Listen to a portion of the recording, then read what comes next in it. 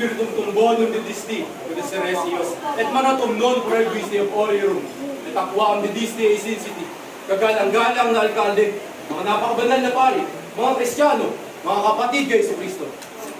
Totoo, Ginoong Alperes, nagpinila ang abo ni Satanas sa pamamagitan ng isang kahoy na krus bilang sandata.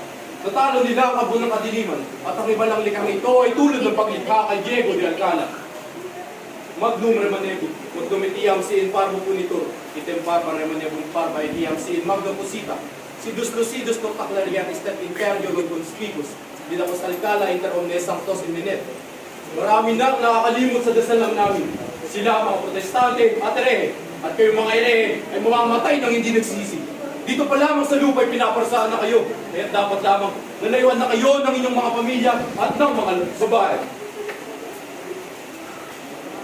Binika ni Jesus ng isang bahagi ng katawan na nahahatak sa kadiliman ay dapat pinuputol at tinatapon sa kahoy.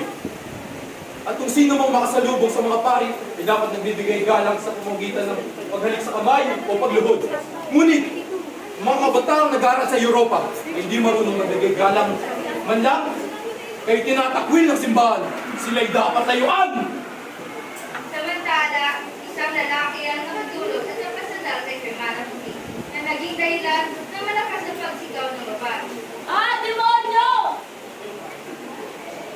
Sa kabilang banda, may isang lalaki na lumapit kay Mara at tumulong. Pag-ibig sa iyong pinapagay ng aral at kaibigan, huwag mo na lang ito'y pinapagay ng pamuto. Kung maaari, huwag kang lalayo sa kurang.